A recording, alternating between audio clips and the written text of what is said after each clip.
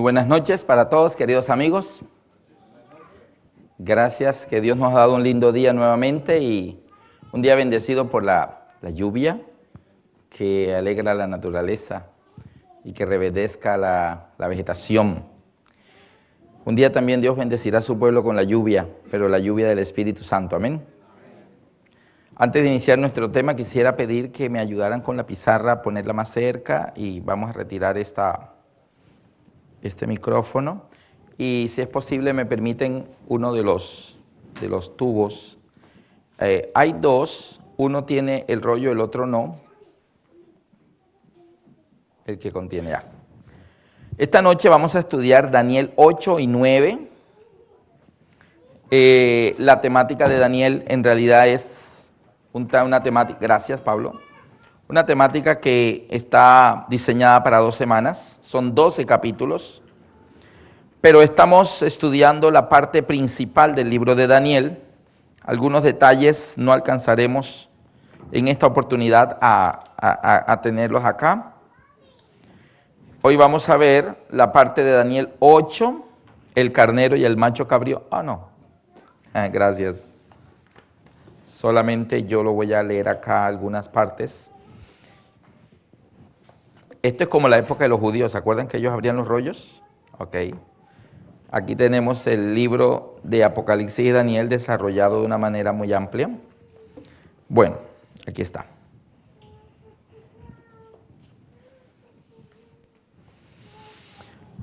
En el libro de Daniel, en el capítulo 8, ¿ya lo tienen allí?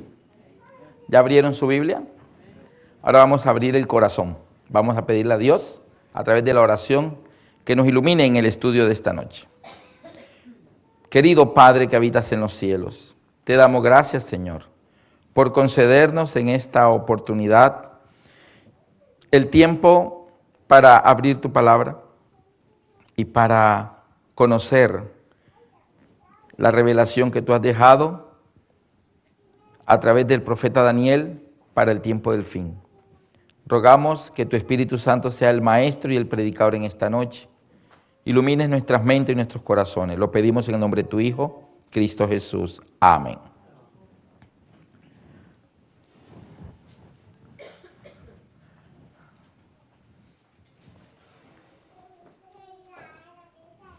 Gracias.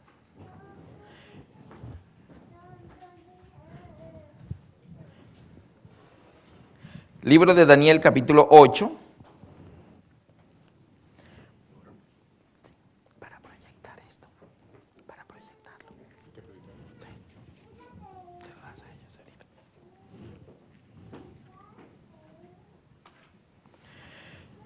Dice, la visión del carnero y el macho cabrío. En el año 3 del reinado del rey Belsasar, me apareció una visión a mí, Daniel, después de aquella que me había aparecido antes. ¿Cuál es la que le había aparecido antes? La de Daniel 7, que también fue en el primer año del rey Belsasar, tuvo Daniel un sueño. Acá, en el año 3 del rey Belsasar, me apareció una visión a mí, después de la anterior. ¿Por qué? Porque la otra profecía que aparece en Daniel es la de Daniel 2, y ese sueño Dios se lo había dado ¿a quién? Al rey Nabucodonosor. Y otro sueño, el del árbol que cortaron, también Dios se lo había dado ¿a quién? A Nabucodonosor. Así que 2 profecías habían sido dadas a Nabucodonosor. En el Daniel 7 es la primera que le dan a Daniel y en Daniel 8 es la segunda profecía o visión que le dan a él. Por eso dice, después de aquella que me había aparecido antes, la de Daniel 7, la de las 4 bestias. Vi en visión. Y cuando la vi, yo estaba en Susa, que es la capital del reino de la provincia de Elam. Vi pues en visión, estando yo junto al río Ulai, alcé mis ojos y me di aquí un carnero que estaba delante del río y tenía 2 cuernos. Y aunque los cuernos eran altos, uno era más alto que el otro, y el más alto creció después. Vamos a ver ahorita lo que significa este carnero, dada la revelación por el propio Daniel. El ángel le explica esto a Daniel. resulta que vimos en un tema anterior que uno de los grandes problemas, cuando vimos el tema de los sellados, que son los siervos del Dios Altísimo, una de las características de los siervos del Dios Altísimo es que le piden a Dios entendimiento. Y vimos que los antediluvianos se perdieron porque no entendieron. Los predicadores lo que somos es traductores. Es decirle a la persona, esto que está aquí significa esto por esto. Y la traducción la da la misma Biblia. La misma Biblia dice, esto significa esto. Ninguna persona que haya recibido la revelación de Dios la entendió sola. Ninguno. Ni siquiera los apóstoles. Los apóstoles, un día Jesús les habló una parábola, la parábola del sembrador, y ellos le dijeron, ¿por qué nos hablas en parábolas? Entonces él dijo, para que viendo no vean y oyendo no entiendan. ¿Cómo así? Lo que pasa es que los fariseos, los doctores de la ley, los escribas y los sacerdotes, mandaban espías en medio de la multitud para que escucharan a Jesús y decía, escuche bien para que cuando diga algo que lo comprometa, lo podamos acusar. Entonces llegaban y estos espías allí, pendiente que iba a decir Jesús por si hablaba algo contra el gobierno o contra el templo o contra los sacerdotes, decir, vamos a acusarlo. Y cuando regresaban por la noche, ¿qué hubo? ¿Fueron? Sí. ¿Y oyeron todo lo que él dijo? Sí. ¿De qué habló? De un señor que salió a sembrar y que la semilla y que los pajaritos la comieron y que las espinas la ahogaron. Más bien habló fue de agricultura. Pero no dijo nada contra... No dijo nada. Y contra el... No, tampoco. Los soldados, no, tampoco. Al día siguiente iban de nuevo. ¿Y de qué habló? No, y que un señor tenía 2 hijos y que el uno se fue, el otro se quedó y que el otro vivió perdidamente. Y, ay, no. Otro día iban los espías a ver qué decía Jesús. ¿De qué habló esta vez? No, que una casa, que llegó el río y la tumbó y se cayó y que la otra no se cayó, que una sí se cae, que la otra no se cae. Habla de casas que se caen, que no se caen. Entonces, no tenían de qué acusarlo. ¿Pero qué estaba haciendo Jesús? Les estaba hablando en clave. Las profecías son un lenguaje en clave también, para que oyendo no entiendan, para que viendo no vean. Están dando la información allí, pero no se dan cuenta. Yo recuerdo con mi esposa, estábamos recién casados, teníamos sola a Elisa de 6 meses de nacida, y yo renuncié de un trabajo y me fui a otra ciudad a buscar trabajo, y pasamos allí 8 meses, y yo no tuve trabajo en esos 8 meses. Fueron 8 meses que no los entiendo todavía hoy. En el patio de atrás de la casa había 2 árboles de guayaba. Y estaba cargado de guayabas. Así que mi esposa bajaba guayaba y decía, trae leche y azúcar nomás. Y tomamos jugo de guayaba. Todos los días jugo de guayaba. Y yo buscaba trabajo, hoja de vida por aquí, propuestas por allá, y nada, no se definía nada. Yo me decía, amor, ¿por qué Dios nos tiene así? Yo había tenido 3 años de trabajo intenso, al borde del estrés, y yo no sé, pero para mí era como que algo que Dios me está diciendo, para. Y yo lo que le dije a mi esposa fue, amor, lo que pasa es que a veces Dios a sus hijos los estaciona y dice, semáforo en rojo, espere ahí. Y ahorita Dios nos tiene con el semáforo en rojo. Cuando Dios lo ponga en verde, pues habrá otra cosa, pero ahorita lo tiene en rojo y me dice, pare. Nunca nos faltó ni el desayuno, ni el almuerzo, ni la cena. Eso sí, jugo de guayaba. De repente un día me dice mi esposa, amor, solo quedan 2 guayabas, se están acabando las guayabas. Oh, consumimos las últimas 2 guayabas del árbol. Pero al día siguiente notamos que el otro estaba cargado. Así que seguimos tomando guayabas del otro árbol. Y en esos 8 meses, cuando se le acababan las guayabas a un árbol, ya el otro tenía.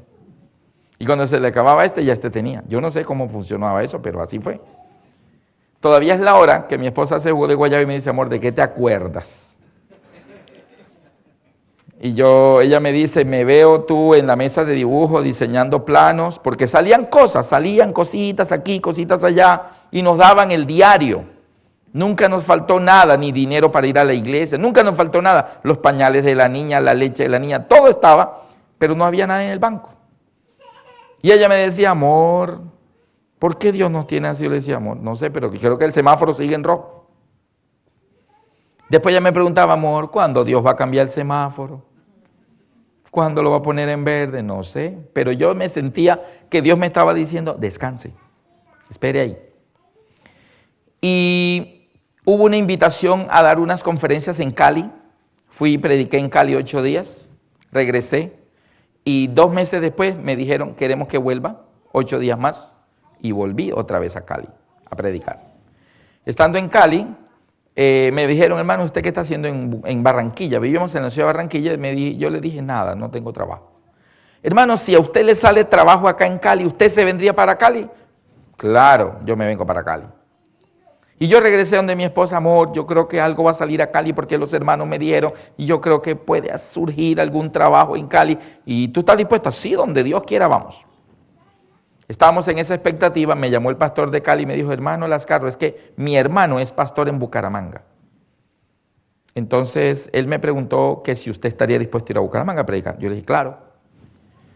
Se programó inicialmente para 8 días, pero después me llamó y me dijo, no hermano, venga 15 días. Lo cierto es que nos fuimos los 3, fuimos con mi esposa, la bebecita que ya medio caminaba, daba pasitos, todavía no se sostenía solita, y fuimos 15 días a Bucaramanga y nos gustó mucho Bucaramanga. Regresamos a lo mismo, al jugo de guayaba, y unos 2 o 3 meses después, recuerdo como si fuera ayer, 10 de la mañana, llegamos a la casa de mi madre.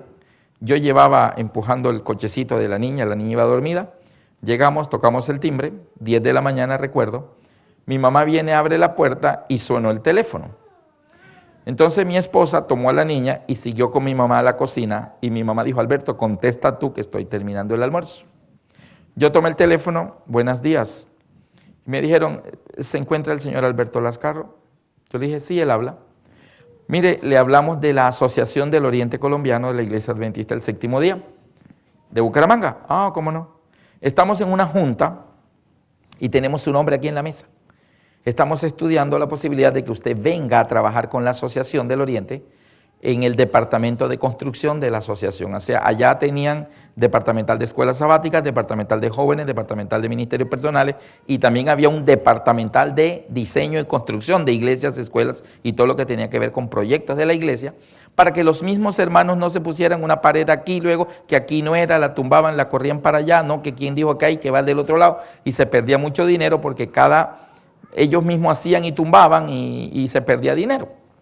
Así que habían 2 asociaciones en Colombia que tenían departamentos de construcción y todo lo que se diseñaba de las iglesias o de las escuelas o centros médicos de la iglesia adventista en esas 2 asociaciones tenían que ser hechos por el departamento de construcción, la iglesia lo aprobaba, diseñaba presupuestos para eso.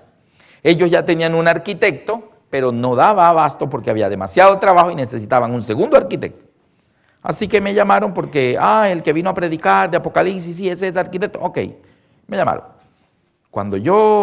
Y me dijeron, le vamos a pagar 350,000 pesos al mes. Mi último trabajo había ganado 77,000 pesos. Y 8 meses después me estaban ofreciendo uno de 350,000 pesos.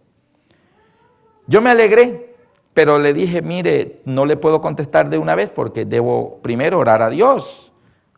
Segundo, consultar con mi esposa, dijo, sí, nosotros sabemos que esto implica un traslado de toda la familia, un cambio de vida.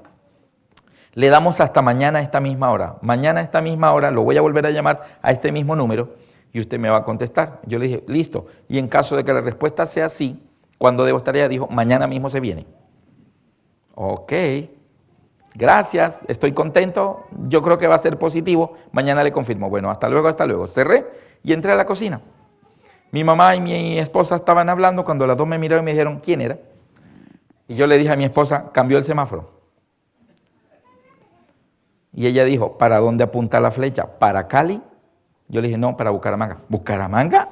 ¿Y no era Cali? No, es Bucaramanga. Y mi mamá estaba así diciendo, ¿de qué están hablando ustedes? ¿Cuál semáforo? ¿Cuál flecha? Y los 2 hablábamos un idioma que solo los 2 no entendíamos. Pero mi mamá, aunque estaba en medio de los 2, no tenía ni idea de qué estábamos hablando. Así Jesús enseñaba y les decía, y los hijos de Dios entendían lo que les está diciendo, mas los otros decían, el Señor habló fue de un sembrador, de por allá de una cizaña, de por allá de un hijo que se fue de la casa, y no entendían lo que Jesús estaba diciendo. Pero Jesús les está hablando del reino de los cielos. Y dice aquí el libro de Daniel, que Dios le dio a Daniel visiones ¿Ve? Y dice que una de las cosas que él vio fue un carnero que estaba parado junto al río. Ahorita les voy a mostrar por qué les conté esto. Nadie entiende solo. Daniel no entendía si el ángel no le explicaba. Los 12 apóstoles no entendían si Jesús no les explicaba. El etíope no entendía si Felipe no lo hubiera explicado. Y los griegos y romanos no entendían si Pablo no les explicaba. Y yo no entendía nada si dos jóvenes colportoras llegaron a nuestra casa a vendernos libros y ellas nos explicaron muchas cosas. Y hoy yo soy la persona que les estoy compartiendo a ustedes y les estoy explicando. Nadie entiende la Biblia solo. Todos necesitaron que alguien les explicara. Aquí vamos a ver que Daniel, aunque tuvo los sueños y veía, decía, pero no entendía. Y vamos a ver cómo terminó entendiendo. Y lo que nosotros como la iglesia en este tiempo entendemos de la Biblia es que ella se explica a sí misma, porque ella misma da los símbolos y ella misma da los significados. No hay lugar a que nosotros pongamos interpretaciones al gusto de cada cual. Hay personas que dicen, bueno, tú lees ahí y lo que tú entiendes, eso es para ti. Pero otra persona puede leer y entender otra cosa, entonces para esa persona es otra cosa. No. Usted no aplicaría eso ni al directorio telefónico, ni a la prensa, decir, bueno, tú lees la noticia, lo que tú entiendes, eso es para ti. No. Cuando en la empresa nos pasan una circular a todos los empleados, dice, señores, la entrada es a las 9. Bueno, dice las 9, pero es 9:30. No, ahí dice 9. Es 9 y es 9, 9,00, o sea, 9. Ah, que la hora colombiana, que la hora americana. No, ahí dice 9, punto. ¿Qué tal que nosotros entendiéramos las demás cosas así? No, ahí dice 5, no, pero para mí es 3. Bueno, marque el 3 para que vea que no le sale la llamada. Es 5. Sin embargo, con la Biblia, cada cual quiere, no, tú lees ahí y tú entendiste eso. Bueno, eso es para ti, pero yo entiendo otra cosa, entonces para mí es otra cosa. No, así no habla Dios. Entonces aquí vemos que Daniel dice que tuvo un sueño y vio un carnero, versículo 3, que estaba delante del río. Ojo, ese punto es importante, que el carnero aparece en la visión, es parado junto al río. Más adelante vamos a ver que ese carnero representa a los medos y los persas. Lo puedo leer desde ya en el versículo 19. Daniel 8:19 dice, y él dijo, he aquí yo te enseñaré lo que ha de venir al fin de la ira, porque esto es para el tiempo del fin. En cuanto al carnero que viste, que tenía 2 cuernos, estos son los reyes de Media y de Persia. O sea, Daniel no se puso a imaginarse nada, ni Alberto Lascarro tampoco. Aquí dice que el ángel le dice a Daniel que el carnero son los reyes de Media y de Persia. ¿Ustedes recuerdan en qué momento apareció Media y Persia en el panorama de la profecía? Cuando Media y Persia se levantó como el nuevo imperio del mundo. ¿Cuándo se levantó? Parado junto a un río. ¿Cuál río? El Éufrates. Y allí Ciro dijo, desviemos el río y entremos por el agujero donde el río entra a la ciudad y tomemos la ciudad de Babilonia. Aquella noche fue muerto Belsasar, Daniel 5, y Babilonia caducó, terminó el reino de los babilonios y comenzó el reino de los medos y los persas. ¿Dónde aparece el imperio de los medos y los persas? Parado junto al río, cuando rodearon la ciudad de Babilonia. Entonces noten cómo los símbolos están muy claros y el ángel da la explicación. Ni siquiera Daniel. Versículo 4. Dice que tenía 2 grandes cuernos y que aunque ambos eran altos, el uno creció más que el otro y después creció más. Versículo 4. Vi que el carnero hería con los cuernos al poniente, al norte y al sur. Esto tiene que ver con las conquistas. El carnero hería en todas las direcciones. Así los medo-persas conquistaron a otros reinos a su alrededor. Ciro conquistó Lidia en el año 547 a.C. y a Babilonia en el 539 a.C. Cambises extendió sus dominios por el sur hasta Egipto y Nubia en el 525. Darío Histaspes fue hacia el norte contra los excitas en el año 515 a.C. En los tiempos del rey Asuero, Medo-Persia había logrado acumular 127 provincias, según Esther 1, 1 y 2, ya no eran 120, ¿se acuerdan cuando Darío ya habían logrado aumentar a 7 reinos más dentro de sus dominios? Y ya en los tiempos de la reina Esther, el rey Asuero, según el libro de Esther 1, 1 y 2, ya no eran 120 provincias, sino 127 provincias. Entonces noten cómo está la profecía mostrando cómo estos reinos ¿En qué direcciones conquistaron? Esto está siendo hablado en futuro. ¿Cuándo escribió Daniel esto? En el capítulo 8 uno dice, en el año tercero del reinado de Belsasar. O sea, todavía no habían comenzado los medopersas y ya Daniel, Dios le estaba mostrando cómo se levantaría el reino. Estaba todavía en los tiempos de Babilonia y ya le estaba diciendo lo que los medopersas iban a hacer. Dios muestra el futuro, muestra el fin desde el principio. ¿Usted se imagina que usted pudiera saber el futuro? ¿Usted se imagina que alguien le hubiera dicho a las personas que en Nueva York le dijeran, por favor, el 11 de septiembre del 2001 nadie vaya a las Torres Gemelas? Qué bueno hubiera sido que alguien les hubiera avisado, que alguien hubiera venido del futuro y les hubiera dicho, mire, no vayan porque va a pasar esto y esto, a las 8 de la mañana un avión 767 Boeing entrará por la ventana del piso 70 y las torres se derrumbarán en 1 hora. Que alguien les hubiera avisado. Sabe que nadie viene del futuro a avisar eso, pero Dios sabe el futuro. Y desde el futuro nos avisa a nosotros todo lo que va a suceder para que el pueblo de Dios estemos preparados. ¿Sabe que CNN pagaría millones de dólares por una noticia de esta? Por saber el futuro. Y nosotros tenemos las noticias antes que se sucedan, ya las tenemos aquí. Y ni siquiera venimos todos a la iglesia. Porque estamos ocupados, las ocupaciones.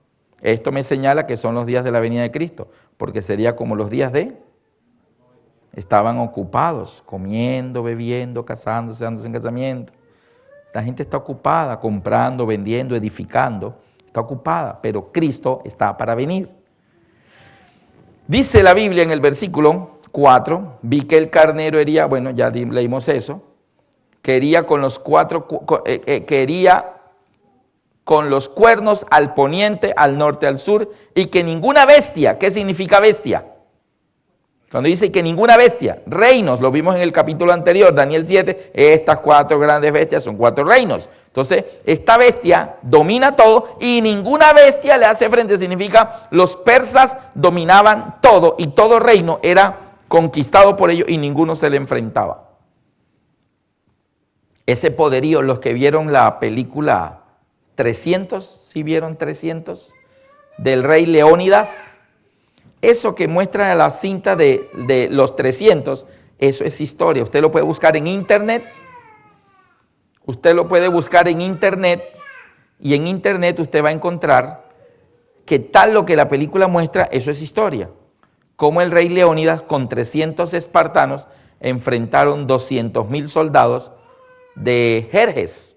Los persas se adueñaban de todo, eran multitudinarios su ejército.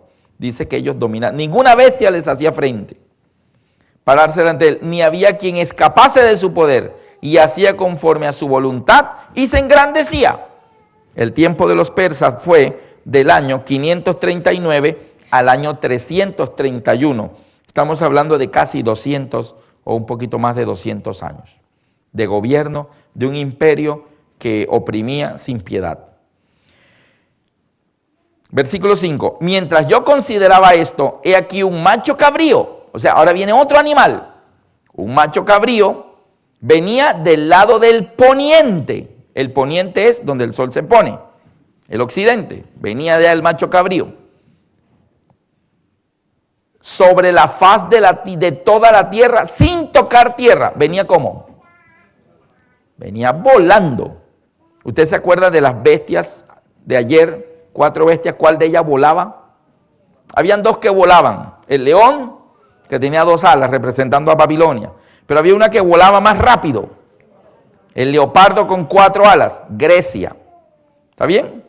Grecia. Y aquí tenemos ahora, lo muestran como un macho cabrío que viene a una gran velocidad al punto que ni siquiera toca la tierra de la velocidad que trae. Sin tocar tierra, y aquel macho cabrío tenía un cuerno notable entre sus ojos, y vino hasta el carnero de 2 cuernos, o sea, aquí tenemos una lucha de una bestia que tiene 2 cuernos contra una que solo tiene un cuerno, y por increíble que parezca, la que tenía un solo cuerno, le ganó a la que tenía 2 cuernos, mira lo que dice aquí, Versículo 6, vino hasta el carnero de 2 cuernos que yo había visto en la tierra, en la ribera del río, y corrió contra él con la furia de su fuerza. Y lo vi que llegó junto al carnero y se levantó sobre él y lo hirió y le quebró sus 2 cuernos, y el carnero no tenía fuerzas para pararse delante de él y lo derribó por tanto en tierra, lo pisoteó y no hubo quien lo librase al carnero de su poder. Entonces ahora tenemos que ese carnero sucumbe ante un macho cabrío que tiene un solo cuerno. El macho cabrío se engrandeció sobremanera, pero estando en su mayor fuerza, aquel gran cuerno fue quebrado. O sea, se quebró solo. No vino otro a quebrárselo. Él se quebró solo. ¡Pum! Se cayó. O sea, cuando tenía el máximo dominio, se le cayó el cuerno y quedó con el cuerno partido. Y en su lugar salieron otros 4 cuernos notables hacia los 4 vientos del cielo. Y de uno de ellos salió un cuerno pequeño que creció mucho al sur, al oriente y hacia la tierra gloriosa, y se engrandeció hasta el ejército del cielo, y parte del ejército y las estrellas del cielo echó por tierra y las pisoteó. Aún se engrandeció contra el príncipe de los ejércitos, y por él fue quitado el continuo sacrificio, y el lugar de su santuario fue echado por tierra. Resulta que, vamos a hacer un dibujo de pronto aquí, si este fuera el carnero, el macho cabrío tenía un solo cuerno. Tenía un solo cuerno el macho cabrío, pero resulta, vamos para dibujarlo en una mejor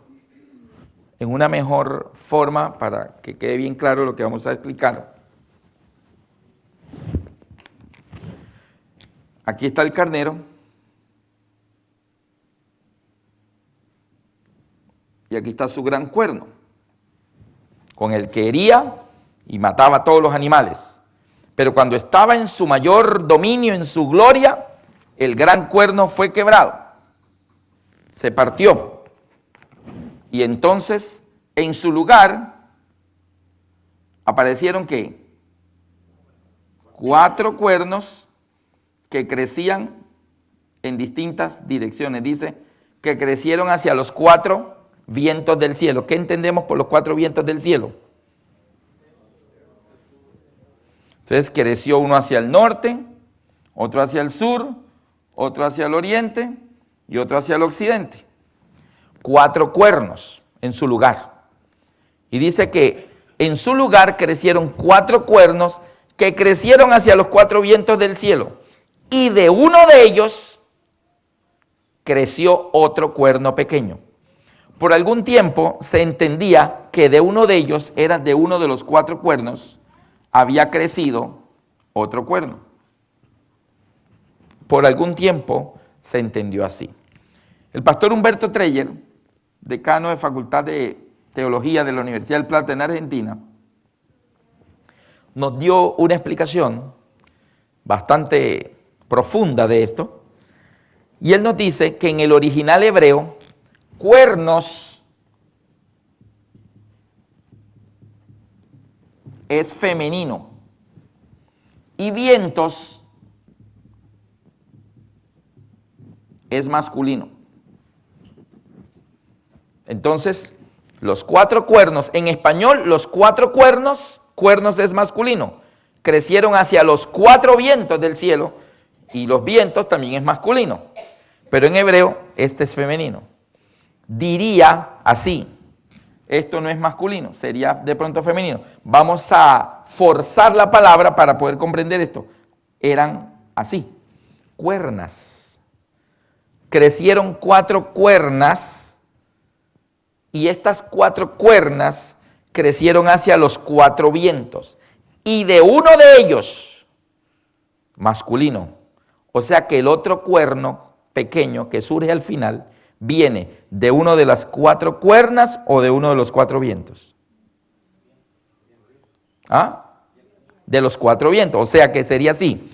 El gran cuerno del macho cabrío fue quebrado cuando estaba en su mayor dominio, había logrado dominio total de todo, entonces ¡pum!, se quiebra el gran cuerno y en su lugar le salen 4 cuernas femeninas y ellas crecen hacia los 4 vientos del cielo y de uno de ellos, de uno de los vientos, viene creciendo un cuerno que inicialmente fue pequeño, pero después se fue haciendo mucho más grande. ¿Está claro eso? ¿Qué pasó? Vamos a ver ahora el significado.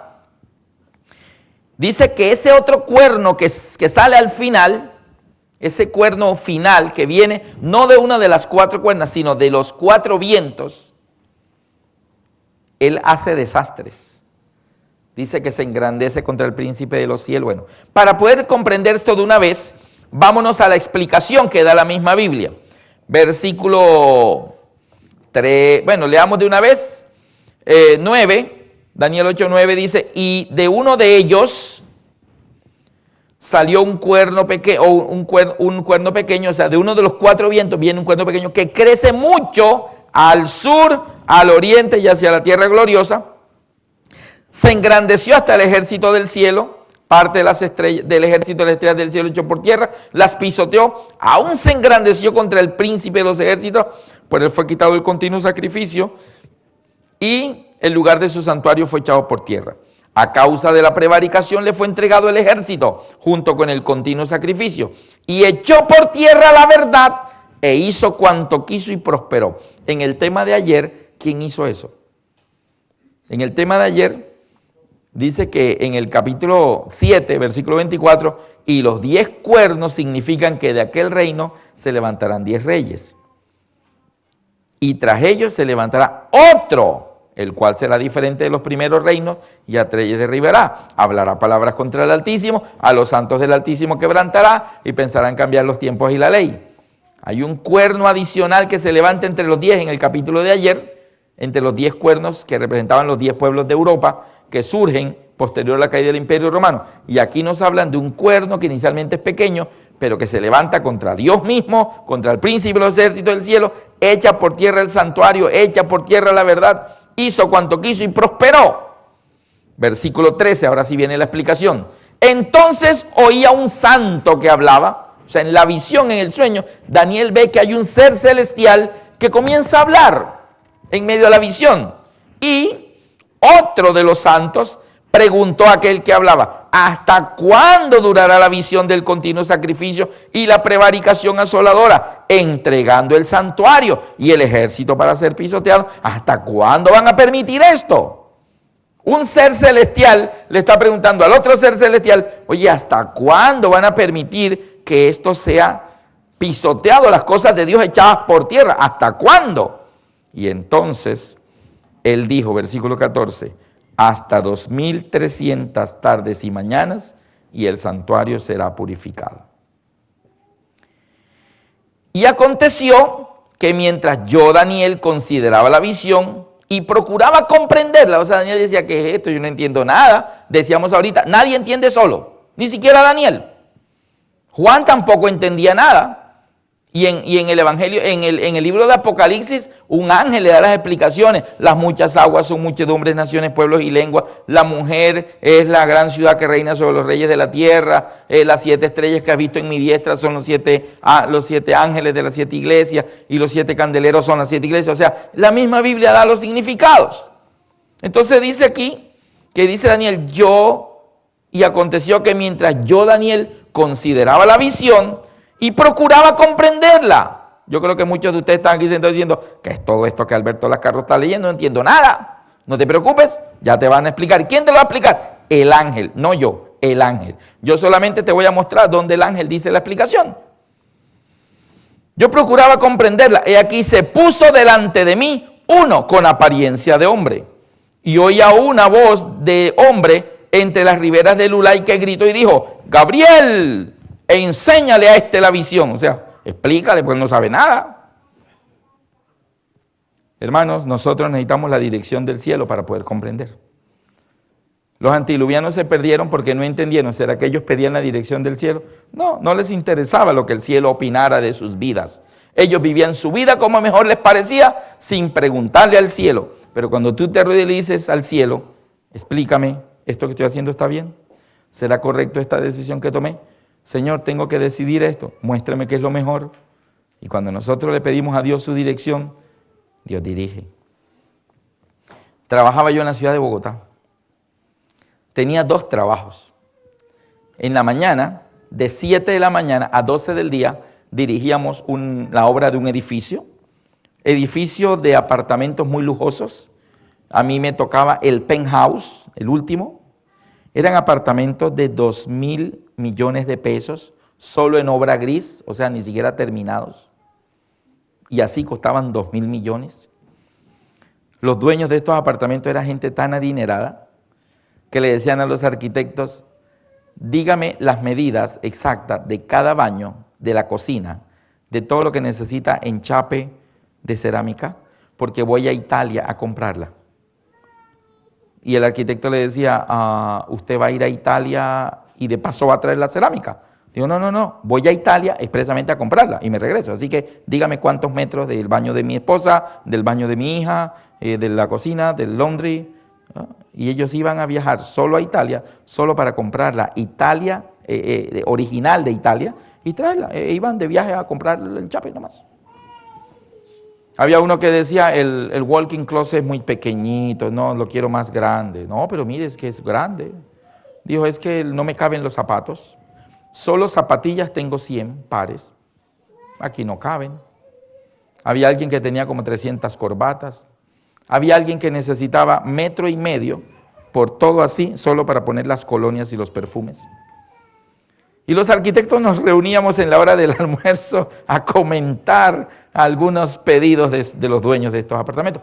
Bueno, yo trabajaba allí de 7 de la mañana a 12 del mediodía, almorzaba cerca, me reunía con mi esposa, que mi esposa trabajaba cerca, nos reuníamos los dos, almorzábamos juntos, ella regresaba al hogar porque trabajaba medio tiempo, a estar con las niñas, y yo me iba a un segundo trabajo de 2 de la tarde a 6:30 de la tarde y a veces quedaba hasta las 8 de la noche allá. Ese proyecto era diseñando unos proyectos de unas casas campestres, lujosísimas, todas casas tenían piscina. Así que yo estaba en 2 proyectos re buenos. Ganaba bien. Y por las noches tenía trabajos míos que los hacía y pagaba el precio trabajando hasta las 3, 4 de la mañana, pero lo hacía con gusto para que nos fuera bien económicamente. Y estando en esos, me llama un amigo y me dice, Alberto, yo lo llamé para felicitarlo porque fue elegido alcalde de una ciudad. Pero era una ciudad pequeña, poco progreso había allí, ni había acueducto siquiera. El clima caluroso y ir para allá después de yo estar en la capital con 2 trabajos, casi que 3. Y él me dice, yo lo llamé y le felicité, oye, te felicito que eres alcalde, qué bueno. A él, mi esposa y yo le dimos el evangelio cuando éramos novios, y él era estudiante de economía, y le dimos el evangelio y él aceptó al Señor y se bautizó, pero ahora había sido por cosas de Dios, porque él no es ni político, pero quedó como alcalde de la ciudad. Y yo lo felicité, oye, te felicito, qué bueno, Dios te bendiga. A los 2 días me llama y a las 6 de la mañana dice, Alberto, estaba pensando, necesito que vengas a trabajar conmigo. Necesito que vengas a ser mi secretario general porque necesito una persona de mi entera confianza.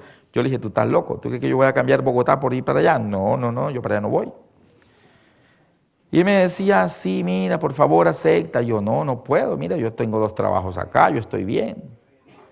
Y me llamaba todos los días para ofrecerme el trabajo. Me llamaba todos los días para ofrecerme el trabajo. Y yo no sabía qué hacer. Yo no sabía si aceptar, si. Así que yo oré. Le pedí a Dios. Yo le pedí a Dios que me dirigiera. Es bueno aquí pedir que Dios nos explique cosas que nosotros no podemos entender. Señor, no entiendo. Yo estoy acá, pero mi amigo me está llamando para allá. Él es cristiano. Él quiere hacer un gobierno transparente, honesto. Y quiere gente cristiana en ciertos puestos clave. Y yo le dije, pero ¿por qué yo en Secretaría General, si yo soy arquitecto? Sería más bien de obras públicas o de construcción. Me dijo, no, ese tengo otra persona. Tú eres el secretario general porque tú eres el otro alcalde. O sea, cuando yo tengo que viajar, tú quedas aquí alcalde y la única persona en que yo confío eres tú.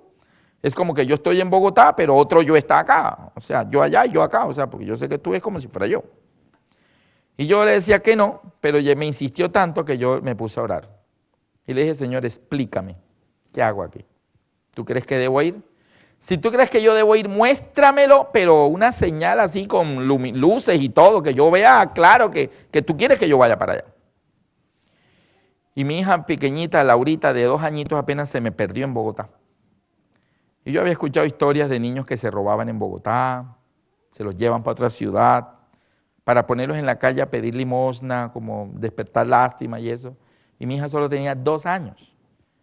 Y yo escuchaba historias horrorosas como esas, y se me pierde la niña un 9 de diciembre, a las 7 de la noche, en un centro comercial inmenso, y yo, créame que no quiero volver a vivir eso.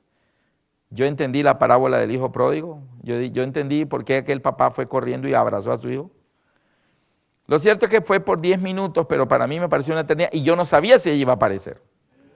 Así que cuando yo estoy buscando, yo fui a la calle, porque estamos cerca de la puerta, fui a la calle y yo metía mi cabeza en todos los autos, taxi y todo, yo asomaba así para ver si la llevaban ahí. Y cuando la encontramos, yo le alcé mi brazo y le dije a mi esposa, yo no sé tú, pero yo me voy. Yo me voy a otra ciudad, yo no quiero vivir aquí más, donde aquí vive uno con esa angustia de los niños, no pueden ir a un parque solos, no, yo me voy de aquí. Y dijo, bueno, nos vamos. Eso fue el 9 de diciembre y el 15 de diciembre ya yo había renunciado a los 2 trabajos, me habían pagado mi liquidación, había entregado los 2 el apartamento y había mandado la mudanza y tenía tiquete aéreo. O sea, todo en 6 días. Yo no sé cómo Dios hizo que yo pudiera en 6 días hacer todo e irme. Yo me fui confiando en que Dios me había mostrado que me tenía que ir.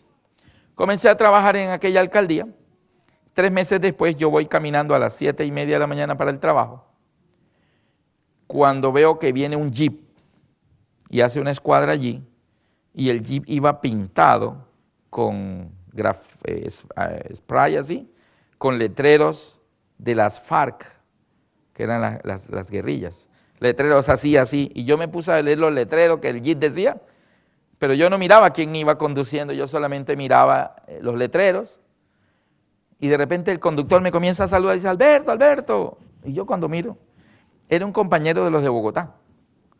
Yo le dije, ¿tú qué haces acá? Me dijo, mira, vendo ropa. Era un ingeniero, vendiendo ropa.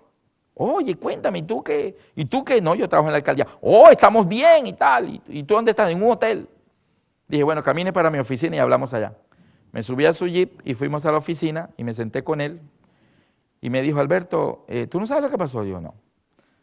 Me dijo, lo que pasa es que la empresa, la que yo trabajaba por la tarde, quebró, se acabó, el proyecto no se terminó, este señor se tuvo que ir del país, debía mucho dinero, todos quedamos en el aire, se acabó el proyecto en marzo. Y él estaba vendiendo ropa por todo el país, en un jeep, iba de ciudad en ciudad vendiendo ropa. Me dijo, ¿tú estás bien acá? Y un sábado, como 15 días después, bueno, lo saqué del hotel, me lo llevé para mi casa y estuve ese fin de semana en mi casa, hablamos bastante, y 15 días después yo llego de la iglesia y entro a la casa al mediodía y están dando las noticias y mi suegro, él no es de la iglesia, él estaba viendo las noticias y yo escuché una noticia que decía que en el norte de Bogotá un edificio había explotado y que en el sótano se habían roto algunas placas de entrepisos y había habido muertos y todo. Yo, bueno, no puse cuidado, me fui al almuerzo. Por la noche repitieron la noticia y era el edificio Country Norte donde yo trabajaba. Había habido una explosión en la tubería de gas, un escape de gas. La explosión fue tan fuerte que parte de los 2 pisos de los sótanos de los estacionamientos se rompieron. Y yo estoy seguro que algunas personas que murieron yo los conocía. La explosión fue a las 12 en punto. Y era la hora que yo bajaba el ascensor y salía, porque como tenía otro trabajo a las 2, yo a las 12 en punto yo me iba. Y yo me quedé pensando, yo, Señor, tú me sacaste allá porque tal vez, si yo no vengo a trabajar, tal vez yo hubiera quedado ahí. Y el otro trabajo, o sea, yo tenía 2 trabajos y en marzo los 2 se acabaron. El edificio quedó paralizada la construcción por investigaciones y todas las cosas. Y créeme que cuando tú le pides a Dios que te explique y que te oriente, Él lo va a hacer. Pero tú te tienes que pedirle. Y yo creo que aquí Daniel dijo, no entiendo nada, ¿alguien me puede explicar? Los discípulos lo hicieron con Jesús. Maestro, dinos, ¿por qué les hablas en parábolas? Y Él les dijo para esto y esto y esto. Y lo interesante de esa parte de las parábolas, que creo que está en el Evangelio según San Mateo, Él les explica la parábola a ellos, a toda la multitud, les explica, pero hay una parte donde la multitud se va y solo quedan los discípulos. El resto de la gente se fue. No se quedaron para escuchar las explicaciones aquí. En Mateo capítulo 13. Si abren sus Biblias en Mateo capítulo 13, en el versículo 1 dice, aquel día salió Jesús de la casa y se sentó junto al mar y se juntó mucha gente, y entrado él en una barca se sentó y toda la gente estaba en la playa, y les habló muchas cosas por parábolas diciendo, aquí el sembrador salió a sembrar. Mientras sembraba, parte de la semilla cayó junto al camino y vinieron las aves y la comieron. Parte cayó en los pedregales donde no había mucha tierra, brotó pronto y como no tenía profundidad de tierra, salió el sol y se quemó porque no tenía raíz, se secó. Parte cayó entre los espinos crecieron y la ahogaron. Pero parte cayó en buena tierra y esta dio fruto, cual a 100 por 1, a 60 por 1 y a 30 por 1. El que tiene oído para oír, oiga. En el versículo 10 entonces se acercaron los discípulos y dijeron, ¿por qué les hablas por parábola? ¿Por qué no les hablas claramente? ¿Por qué no les dices las cosas como son? Entonces le dijo, bueno, porque es que aquí hay unos espías que quieren escuchar qué digo yo les hablo así para que ellos no entiendan, pero ustedes sí van a entender. Y en el versículo 18, él les da la explicación. En Mateo 13, 18 dice, oíd pues vosotros la parábola del sembrador. Cuando alguno oye la palabra del reino y no la entiende, viene el malo, la arrebata, lo que fue sembrado en su corazón, este es el que fue sembrado junto al camino.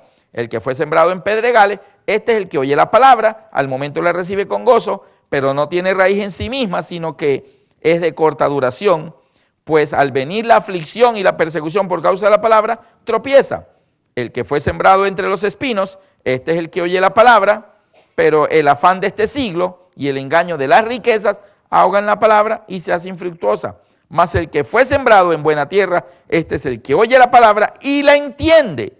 Y la palabra da fruto y produce 100, a 60 y a 30 por 1. O sea, los discípulos, Pedro, Mateo, Leví, Juan, ninguno de ellos entendía nada. ¿Quién les explicó? Jesús. Pero ellos preguntaron. Ellos tuvieron la humildad del peoncito del juego de ajedrez. Ninguno se creía caballo, ni torre, ni alfil, ni reina. Ellos decían, soy peón, no entiendo nada. ¿Me explicas? ¿Sabe quiénes son los seres humanos que más aprenden? Los niños. ¿Y por qué aprenden tanto? Porque preguntan. El adulto no pregunta. ¿Por qué el adulto no pregunta? ¿Qué van a pensar de mí si yo pregunto esto? Van a decir, pero qué tonto, todo el mundo entendió menos él.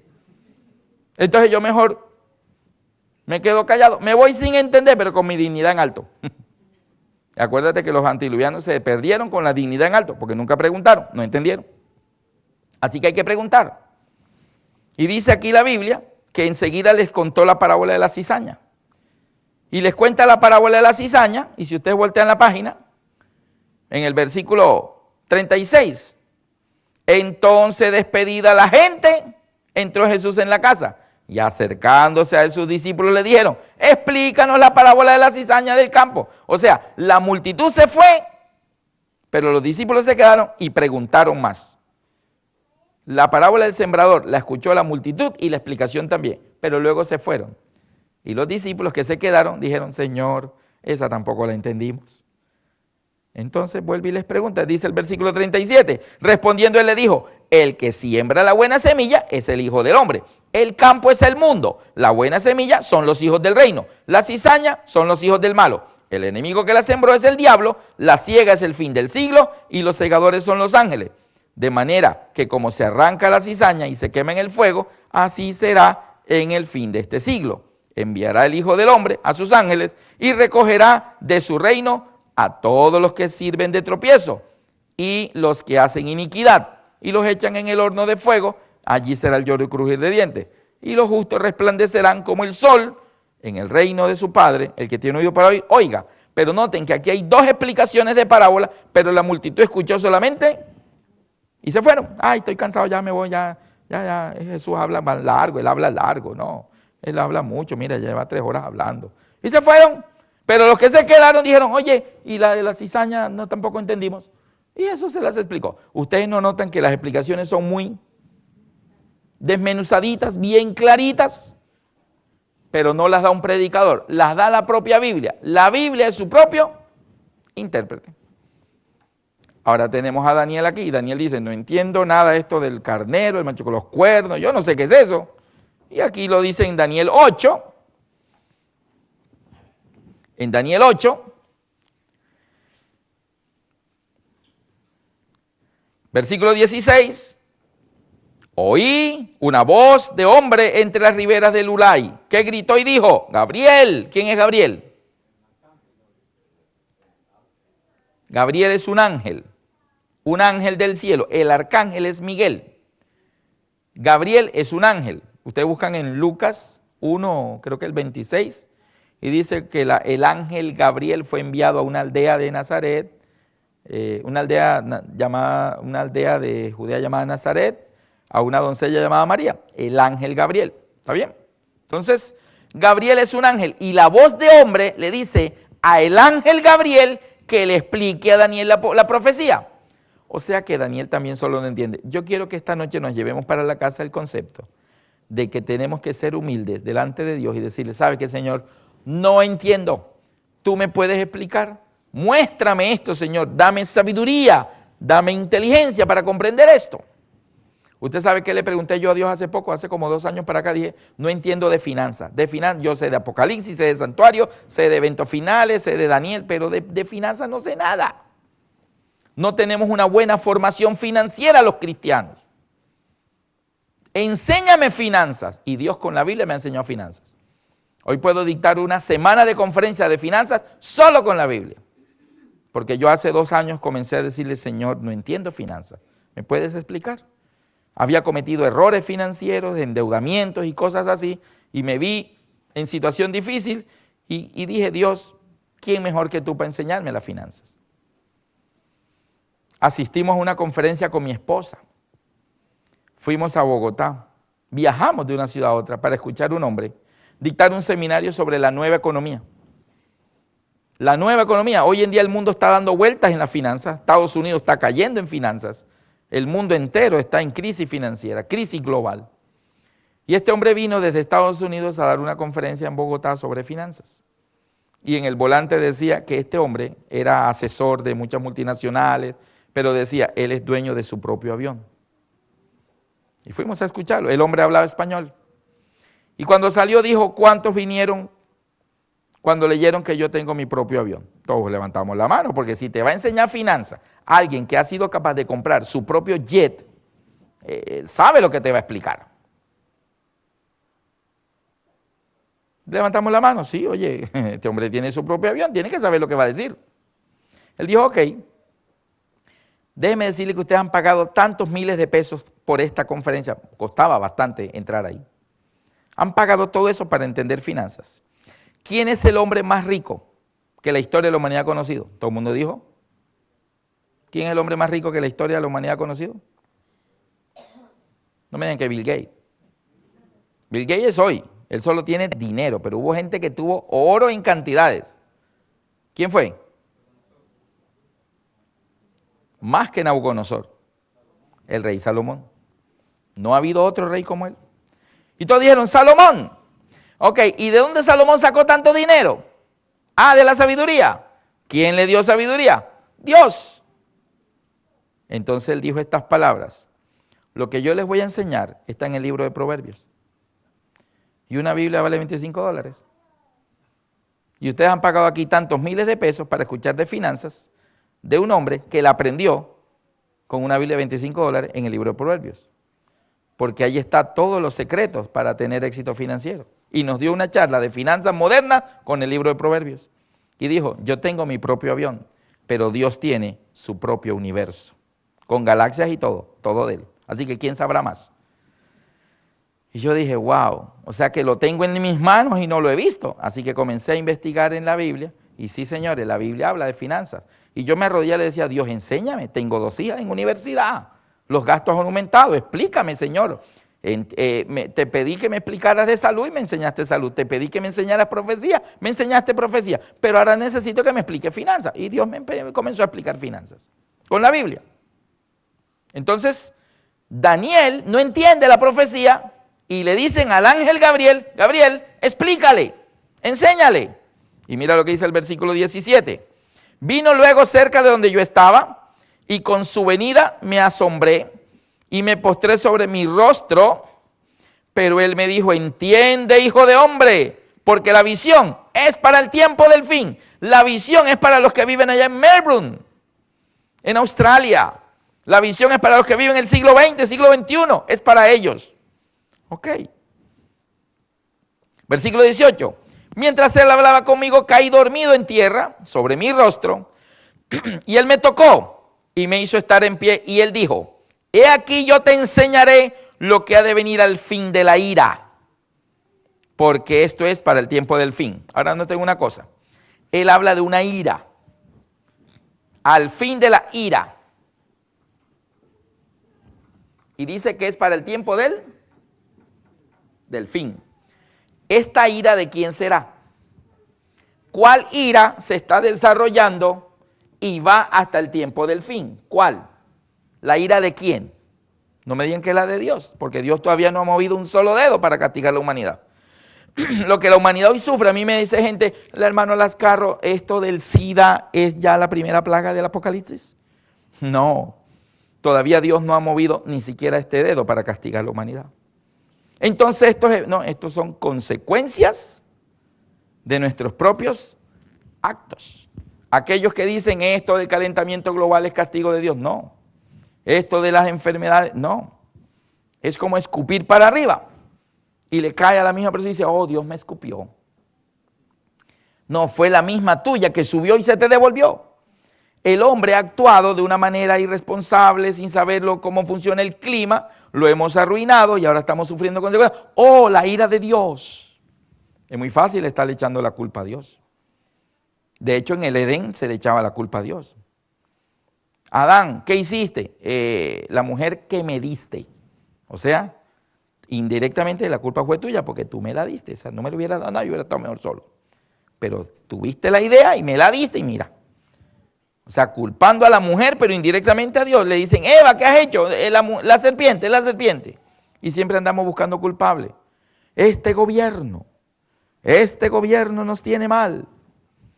Dios me tiene olvidado. Satanás me está atacando. A veces Satanás dice, ¿yo qué? Yo no te estoy haciendo nada. Lo que te está pasando son tus propios errores. Otros le echan la culpa a la mamá, es que cuando yo era pequeñito mi mamá me traumatizó. Mi papá me abandonó. O sea, buscamos culpables. ¿Han oído la canción aquella, ¿por qué se fue, por qué murió? ¿Sí la han oído? ¿Sí se acuerdan cómo dice? Y eso es lo típico. ¿Por qué se fue, por qué murió? Porque el Señor me la quitó. Íbamos los dos al anochecer, ¿qué más? Oscurecía y no podía ver. Yo manejaba, iba a más de 100. ¿A quién se le ocurre ir a más de 100 oscuro sin poder ver? Y luego dice, y prendí las luces para ver. Había un letrero de desviación, el cual pasamos sin precaución. Así que maneja sin luces a 100 kilómetros por hora, hay un letrero, no lo ve, sigue derecho. Y dice, y el carro hasta el fondo fue a dar, y aún con vida la pude hallar. Al verme lloró y me dijo, amor, allá te espero donde está Dios. Él ha querido separarnos hoy. Y Dios dice, ¿yo qué? Buscamos culpables. Buscamos a quien echarle la culpa de nuestros... Lo cierto, queridos amigos, a veces es muy fácil, es la voluntad. Muere alguien, es la voluntad de Dios. Está enfermo, es la voluntad de Dios. Dios se defiende. Tercera de Juan, versículo 2 dice, amado, yo deseo que tú seas prosperado en todas las cosas y que tengas salud, así como prospera tu alma. Así que eso de la enfermedad, búscate otro culpable porque no soy yo. aquel leproso, Señor, si quieres puedes limpiarme. Y Jesús le dijo, no, no quiero, es que con esta enfermedad de lepra estoy puliendo tu carácter. No, él no contestó así. Cuando el leproso dijo, Señor, si quieres puedes limpiarme, ¿sabe qué contestó Jesús? Quiero ser limpio. Así que cuando visites a un enfermo, si le quieres dar consuelo, búscate otras palabras, pero no le digas que es la voluntad de Dios, porque estamos calumniando a Dios. La Biblia dice que Dios no quiere la enfermedad, Dios no quiere la muerte de nosotros, Dios no quiere que suframos. Pero ¿sabe cómo se logra eso, hermano? Pidiendo explicaciones, pidiendo que nos enseñen. Y aquí está Daniel, enséñame, no entiendo. Pero para eso se necesita humildad. Y la Odisea no es humilde. Somos la Odisea, somos la séptima época del cronograma profético, somos la séptima época de las 7 iglesias, aquella que dice, porque tú dices, yo soy rico, me he enriquecido y no necesito de nada. Lo que tú no sabes es que eres miserable, pobre, ciego y desnudo. Entonces, aquí tenemos a Daniel humildemente,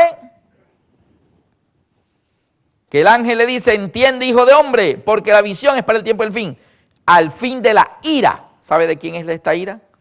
¿Cuál ira se ha manifestado durante toda la humanidad? Y esa ira irá hasta el tiempo del fin. Y es en el tiempo del fin cuando viene la ira de Dios. Pero ahorita hay otra ira que se está manifestando. ¿Sabe cuál es la ira de quién? Apocalipsis 12. Apocalipsis 12, 7 al 9, ¿no? Hubo una gran batalla en el cielo, Miguel y sus ángeles luchaban contra el dragón y luchaban el dragón y sus ángeles. Pero no prevalecieron, ni se halló el lugar para ellos en el cielo. Y fue lanzado fuera el gran dragón, la serpiente antigua, que se llama Diablo y Satanás, el cual engaña al mundo entero. Fue arrojado a la tierra y sus ángeles fueron arrojados con él. Y ahí mismo en el capítulo 12 de Apocalipsis, habla de, en Apocalipsis 12, versículo 12. Apocalipsis 12, 12 dice, por lo cual alegraos cielos y los que moráis en ellos. ¡Ay de los moradores de la tierra y del mar! Porque el diablo ha descendido con gran ira, sabiendo que le queda poco tiempo. Y el versículo 17, 12, 17, Apocalipsis. Entonces el dragón se llenó de ira contra la iglesia, contra la mujer, y se fue a hacer guerra contra el resto de la descendencia de ella, los que guardan los mandamientos de Dios y tienen el testimonio de Jesucristo. Entonces cuando el ángel Gabriel le dice a Daniel, le dice, en el versículo 17, vino luego cerca de donde yo estaba y con su venida me asombré, me postré sobre mi rostro, pero él me dijo, entiende, hijo de hombre, porque la visión es para el tiempo del fin. Bueno, la parte de la ira, en el 19.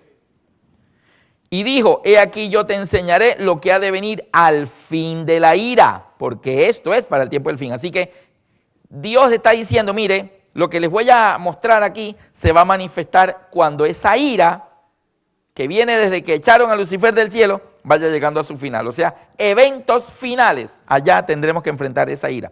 Pero no te preocupes, porque el que está con nosotros es más poderoso que el que está con ellos. El ángel de Jehová acampa alrededor de los que él teme y los defiende. Porque a sus ángeles mandará cerca de ti que te guarden en todos tus caminos y tu pie no tropiece en piedra. Así que no se preocupen que esa ira, ¿por qué creen que tiene ira? Porque te quiere hacer daño y no puede, porque tú estás protegido y guardado por los ángeles de Dios. Por eso le da ira. Pero cuando esa ira vaya llegando a su final, es lo que viene aquí. Versículo 20. En cuanto al carnero que viste, que tenía 2 cuernos, estos son los 2 reyes de Media y de Persia. Entonces allí está Medo-Persia, es el carnero que él vio parado junto al río, porque fue junto al río donde Medo-Persia hizo su debut ante ser el siguiente imperio que dominaría el mundo, cuando vino al río y dominó allá a los babilonios.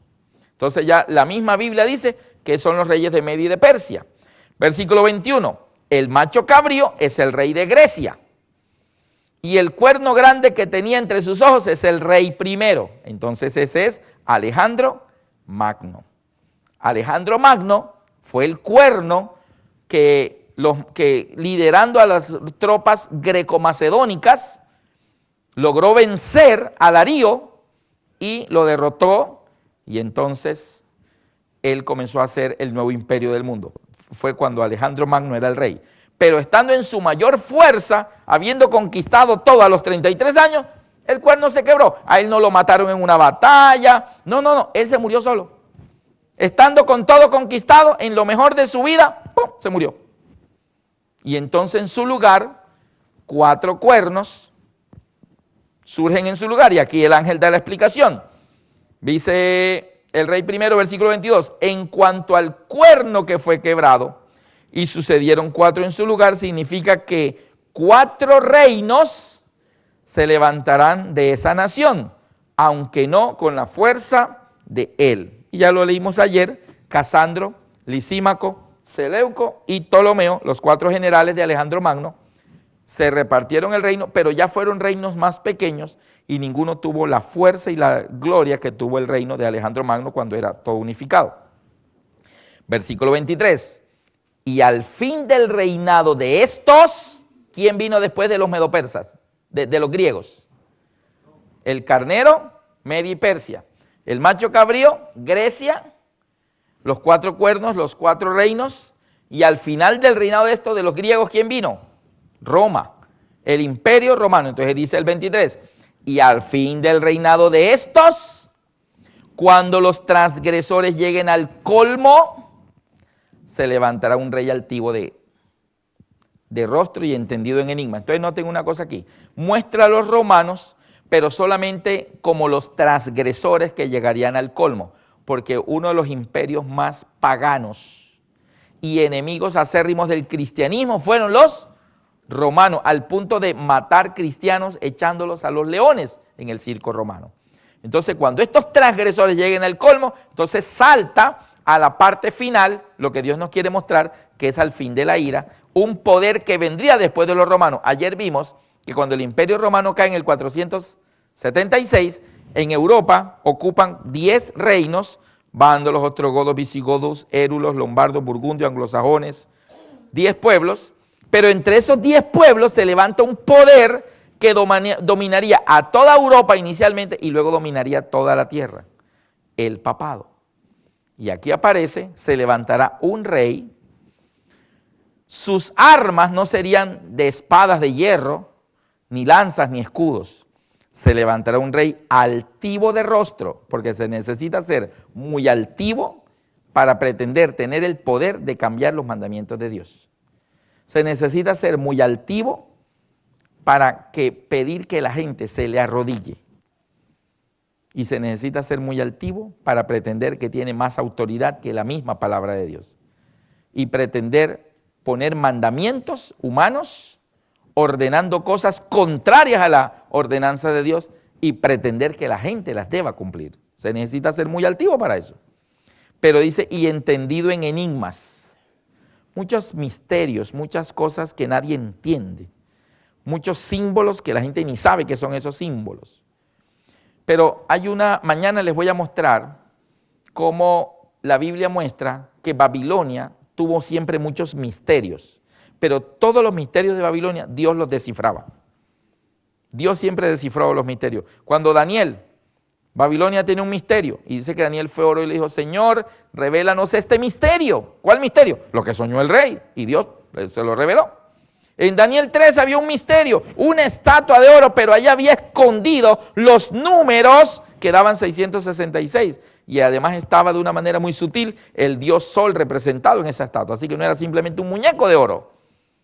Y estos 3 jóvenes hebreos dijeron, primero muertos que adorando al muñeco de oro. Porque no es el muñeco solo, es lo que representa. Por eso Nabucodonosor decía, ¿es verdad que ustedes no honran mi Dios ni la estatua? Y los babilonios los acusaron diciendo, rey, ellos no te han respetado ni adoran tus dioses ni tu estatua. O sea, había más cosas implícitas ahí. Pero los misterios de Babilonia, Dios siempre los saca a la luz. Luego el rey tiene un sueño y ninguno le pudo descifrar el misterio de aquel árbol. Y solo Daniel vino. Y en Daniel capítulo 5, ustedes lo pueden encontrar, versículo 11 al 13, Daniel 5, 11 al 13 dice, y en tu reino hay un hombre en el cual mora el espíritu de los dioses santos, y en los días de tu padre se halló en él luz e inteligencia y sabiduría, como sabiduría de los dioses, al que el rey Nabucodonosor, tu padre, oh rey, constituyó jefe sobre todos los magos, astrólogos, caldeos y adivinos, por cuanto fue hallado en él mayor espíritu y ciencia y entendimiento para interpretar sueños y descifrar enigmas. Los hijos de Dios, Dios les da el Espíritu Santo para descifrar enigmas, pero acá se levantaría un rey entendido en enigmas. Y sabe que todos los enigmas de Babilonia, el pueblo de Dios los puede descifrar por la dirección del Espíritu Santo. Usted puede ver en todos los videos de Apocalipsis de dónde sale el 666, y las fechas, y los 1200 años de donde salen, y los 1290 días, y bienaventurado el que espera y llega a 1335 días. Todo eso Dios se lo ha revelado a su pueblo a través de sus profetas. Es decir, que Babilonia hace misterios para que la gente no entienda, pero Dios llega y saca a la luz los misterios de Babilonia. Y los que saben ya de las profecías, ustedes pueden ver que no hay nada que no le haya sido revelado al pueblo de Dios ya.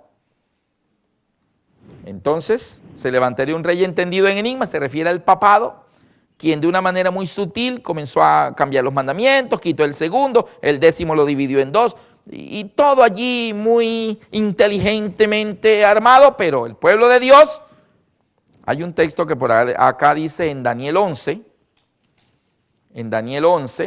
me gusta mucho ese texto, refiriéndose al mismo poder, en Daniel 11, 31 y 32 dice, se levantará de su parte tropas que profanarán el santuario, fortaleza, y quitarán el continuo sacrificio y pondrán la abominación desoladora. Y noten que acá en Daniel 8 estamos leyendo que el santuario sería derribado, sería pisoteado, la verdad sería pisoteada, el pueblo de Dios sería pisoteado. Aquí es lo mismo. Versículo 32, Daniel 11, 32. Con lisonjas seducirá a los violadores del pacto. O sea, hay gente que se ha dejado llevar por la pompa, la popularidad. Con lisonjas seducirá a los violadores del pacto, mas el pueblo que conoce a su Dios se esforzará y actuará. O sea, hay un pueblo que no se deja engañar con los enigmas y con los misterios y los engaños, porque la palabra de Dios es una luz, una lámpara que no deja lugar a que se engañe. Por eso dice Mateo 24, vendrán falsos cristos, falsos profetas haciendo grandes señales de tal manera que engañarán, y luego dice, si fuere posible. Engañar a los escogidos es imposible, porque los escogidos tienen la luz, tienen la lámpara, y con la lámpara todo error sale a la luz. Entonces, la parte final de la profecía, refiriéndose al papado, dice el versículo 24, Daniel 8, 24. Y su poder se fortalecerá. ¿Cómo se levantó en la Edad Media algo llamado el papado? Su poder se fortalecerá, mas no con la fuerza propia. O sea, no fue con fuerza propia que este poder llegó a ser lo que hoy es. No con fuerza propia. O sea, ¿quién habrá estado detrás de este poder que usó algo llamado la Inquisición para matar a todos aquellos que denunciaban sus errores? ¿Quién estaría detrás de todo esto? ¿Qué poder sobrehumano guiaba este poder para que pudiera hoy ser un poder de los más grandes del mundo?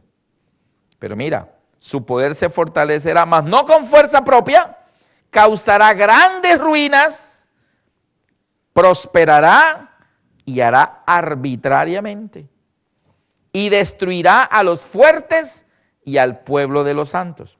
Ya eso no necesita explicación. Con su sagacidad hará prosperar el engaño en su mano. Todo esto se cumple en el papado de la Edad Media. Sagacidad. Hace poco una amiga nuestra en Bucaramanga estuvo de viaje en una ciudad, la ciudad histórica de Cartagena, patrimonio histórico de la humanidad. Y ella me dijo, Alberto, yo he estado muchas veces en Cartagena, pero uno va al hotel, la playa, hotel, playa, hotel, playa. Pero esta vez en esta excursión nos llevaron a los lugares históricos, y fueron a la Inquisición. Y me dice ella, que ni siquiera es de la iglesia, me dice, Alberto, y me mostraron allí cómo en la Edad Media mataban a los ricos para quedarse con su riqueza. O sea, tomaban a las personas adineradas y eran llevadas, acusadas falsamente, para ejecutarlas, para tomar todo lo que era de ellos y adueñarse. Tanto oro, ¿de dónde habrá salido? Hoy en día hay una gran acumulación de oro en Roma papal. ¿De dónde salió? Y ella misma me decía, en ese lugar llamado el Palacio de la Inquisición, ahí están las placas y nos explican que ellos hacían esto. No solamente mataban a la gente que protestaba por la religión, o a los que decían, la Biblia dice, no, no, no. Era también gente, esta gente tiene mucho dinero, tiene propiedades, y buscaban la manera, y atrocidades, solo en el cielo nos vamos a enterar cuántas atrocidades terribles se cometieron en la Edad Media. Con su sagacidad hará prosperar el engaño en su mano, en su corazón se engrandecerá, y sin aviso, y esto es la parte final, para nosotros ya en el tiempo del fin, sin aviso destruirá a muchos. O sea, hermanos, los eventos finales están cerca, y dice la escritora cristiana Elena de White, que los eventos finales serán rápidos y simultáneos, y serán sin aviso. Sin aviso destruirá a muchos, y se levantará contra el príncipe de los príncipes, pero será quebrantado, aunque no por mano humana. Y yo quiero ver algo aquí. Se levantó no con su fuerza, un poder sobrehumano lo levantó, solo un poder sobrehumano lo destruirá. En la segunda venida de Cristo es que será destruido. Solamente Cristo podrá enfrentarlo. Versículo 26, la visión de las tardes y mañanas a la que se ha referido es verdadera. Y tú guarda la visión porque es para muchos días. O sea, esta visión de las tardes y mañanas, la de los 2300 años, Daniel, esa es verdadero. Pero dice, esa no te la explico hoy, te la explico mañana. Y está relatada en el capítulo 9, que es el que vamos a ver mañana. Mañana vamos a ver los 2300 años. Cómo sacamos las fechas y qué pasó en 1844 cuando se cumplieron los 2300 tardes y mañanas de la que habla Daniel 8:14. Y es ahí donde vamos a ver, queridos amigos, que Dios ha puesto delante de nosotros los eventos. Desde 600 años antes de Cristo, hemos visto cómo se han desarrollado. Acuérdate que esto fue escrito en los tiempos de Babilonia. Hay gente que han dicho, el libro de Daniel es tan exacto en el cumplimiento de sus eventos, que dice, ese libro no se escribió 600 años antes de Cristo. Ese libro se tuvo que escribir 200 años después de Cristo. O sea que lo escribieron fue narrando lo que ya había sucedido. Por eso es tan exacto. Y resulta que no.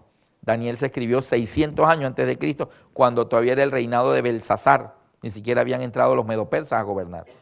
Entonces, allí se escriben muchas partes del libro de Daniel, otras ya en el tiempo de los medopersas con Darío o Ciro, pero fue anunciado con mucho detalle de los eventos. Entonces, anunciaron desde Babilonia que vendían los medopersas, que vendían los griegos, la muerte de Alejandro Magno, la división de los 4 imperios, todo. Es más, hay un detalle, Alejandro Magno tenía 5 generales, no 4. Tenía 5. Entonces, ¿por qué se dividieron en 4? Ah, porque en una batalla anterior murió uno de ellos. Toda la vida Alejandro Magno manejó el reino con 5 generales, pero la profecía decía que eran 4. Y antes de Alejandro Magno morir en una de sus últimas batallas, murió uno de los generales. Quedaron 4. Cuando él murió, los 4 que quedaban se dividieron el imperio entre 4. Si este no hubiera muerto, se lo hubieran dividido entre 5, la profecía hubiera fallado. Pero Dios sabía lo que iba a suceder, porque Dios mira el futuro desde el principio. Y lo más maravilloso es que nos lo revela a nosotros. Para que lo podamos entender un poco más, es como los papás con los hijos. Los que tienen hijos adolescentes, ¿les ha pasado? Hijo, por ahí no es, hijo, ya te veo yendo mal, hijo, vas a terminar mal. Mira a tu amigo, ese amigo tuyo va a terminar mal. ¿Usted es brujo? No. Mis hijas me dicen, oye, papá, papá, tú, a veces yo le digo, mira, esa niña que vas ahí, va a pasar esto, esto y esto y esto. Luego me dice, papá, es que cuando tú me dices las cosas, y es que después pasó la muchachita con su bebecito, una adolescente, 18 años, 17 años. Papi, mira, ya tuvo bebé. Y ahí va el esposo, detrás de ella, con la pañalera y todo. Yo le dije, dentro de 2 años la va a ver sola. Dentro de 2 años la va a ver sola con su bebé. Y te iba a preguntar, oye, ¿tu esposo? No, se fue. Y después me dijo, oye, papá, no fueron 2 años, fue 1 año y medio. Yo no quiero que tú termines así mi vida. Los papás sabemos, porque con los papás ya vamos y venimos de regreso, ustedes apenas van, mijitos. Y yo no sé cuántos de ustedes con los adolescentes Y uno sabe, porque ha vivido la experiencia, los años, la edad, todo. Ha visto tantas cosas. Y uno dice, hijo, por ahí no es, hijo, no hagas eso. Hijo, no andes con esta persona. Hijo, te va a ir mal aquí, no hagas allá. Ay, tú no me dejas hacer nada. Oh, tú no. Un amigo, y nos hacen salir canas y dejar calvos. Mire, a mí me están dejando sin nada ya. Un amigo mío me decía cuando mi hijito nació, era una bolita, era una cosa linda, daban ganas de comérselo. Hoy tiene 16 años, digo, ¿por qué no me lo comí cuando pude? Entonces, así como los papás somos con los hijos, que la experiencia que ya vivimos nos hace ver y advertirle, por ahí no es, esta persona no te conviene, mira, no hagas esto, vas a terminar mal, y sale, tú eres brujo, papá. No, pues somos solo papás y solo sabemos por experiencia, y muchas veces hasta nos equivocamos. No sale lo que dijimos, ve, menos mal que no salió como yo pensé, qué bueno que esta persona no era lo que yo pensaba, qué bueno, pero son raras excepciones. Pero Dios ve el futuro y nosotros somos sus adolescentes, somos sus hijos, y Dios nos dice, por ahí no es acá. Queridos amigos, aquí está mostrando que este poder de Daniel 8 llegará a su fin. La visión de las, versículo 26, la visión de las tardes y mañanas que se ha relatado es verdadera, y tú guarda la visión porque es para muchos días.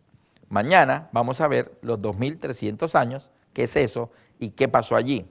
Lo cierto es que Daniel, cuando terminó de ver esta visión, él quedó un poco preocupado. Y yo quiero que miremos qué grado de preocupación tuvo Daniel cuando vio estas dos visiones. Acuérdate que Daniel está 600 años antes de Cristo, mirando el futuro.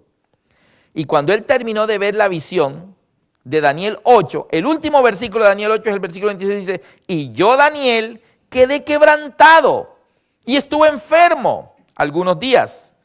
Y cuando convalecí, atendí los negocios del rey. Pero estaba espantado a causa de la visión y no la entendía. Por eso en Daniel 9 le tienen que volver a explicar, porque siguió sin entender algunas cosas. Pero ¿cómo quedó Daniel? Quebrantado, convalecí, significa pidió hasta excusa médica porque faltó al trabajo, quedó quebrantado de salud. ¿Cómo sería el impacto que sufrió Daniel cuando Dios le mostró ese futuro terrible? Entonces él hasta se enfermó. Ahora, como las visiones, las profecías son distintas, pero la historia es la misma y muestra los mismos poderes, en el capítulo anterior, en Daniel 7, termina igual, versículo 28. En Daniel 7, 28, cuando él termina de ver lo de las 4 bestias, dice, aquí fue el fin de sus palabras, en cuanto a mí, Daniel, mis pensamientos me turbaron y mi rostro se demudó, pero guardé el asunto en mi corazón. O sea, vio las 4 bestias y quedó pálido, quedó asustado. Vio Daniel 8 y quedó enfermo. Porque Dios le estaba mostrando 600 años antes de Cristo que en el futuro un poder terriblemente grande se levantaría y pisotearía las cosas de Dios. El santuario sería echado por tierra. La verdad sería quitada. El pueblo de los santos sería matado, pisoteado, perseguido. Daniel dice, Dios, qué futuro tan horrible nos espera. Quedó súper preocupado. Muy preocupado quedó Daniel por ese futuro terrible. Pero ¿saben una cosa, queridos amigos? Aquí se mencionan poderes, pero se mencionan poderes humanos, grandes y terribles, pero todos llegando a su fin. Y yo quiero devolverme con ustedes al versículo 25. Con su sagacidad hará prosperar el engaño en su mano. Hoy en día el engaño prospera con mucha sagacidad. Trate usted de hacerle caer en cuenta a una persona que no es así, que la verdad es así, para que vea que le dice que no. Porque hay mucha sagacidad en la construcción de doctrinas falsas. Porque no son doctrinas hechas por hombres, son doctrinas hechas por demonios. Dice que en el tiempo del fin muchos apostatarán de la fe, escuchando doctrinas de demonios. O sea, los demonios se sientan con la Biblia a decir, oye, aquí hay un versículo que no quedó bien claro, y si unimos este con este, creamos una doctrina así, y la forman. Con versículos y todo. Y es muy difícil hablarle a una persona y decirle, mira, así no es, la Biblia dice lo contrario. Y sacan cosas que no hay versículos para respaldar lo que están diciendo. Con su sagacidad hará prosperar el engaño en su mano. En su corazón se engrandecerá y sin aviso destruirá a muchos y se levantará contra el príncipe de los príncipes, o sea, Dios mismo.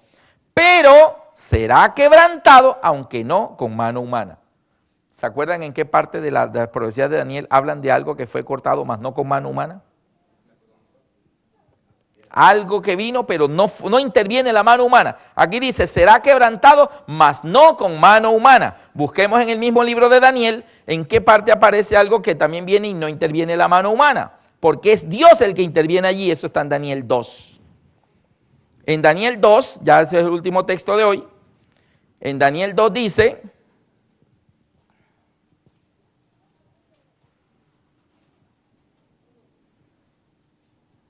versículo 34, desde el 33, sus piernas de hierro, sus pies en parte de hierro y en parte de barro cocido. Versículo 34, estaba mirando en la parte de los pies hasta que una piedra fue cortada, no con mano, e hirió a la imagen en sus pies de hierro y de barro cocido y los desmenuzó. Una piedra no cortada con mano humana. Y aquí habla de este poder llegará a su fin, será quebrantado, mas no con mano humana, porque es en la segunda venida de Cristo donde toda la apostasía del mundo, la contradicción, la rebeldía, la anarquía espiritual llegará a su fin cuando Cristo mismo le ponga fin.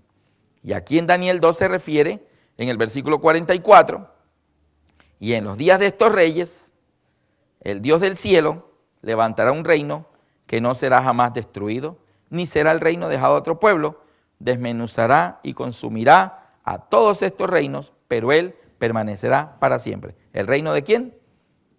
El reino de Dios, que comenzará a partir de la segunda venida de Cristo, y esta ira será quitada cuando Cristo venga, y Satanás mismo también será destruido. Él sabe que le queda poco tiempo.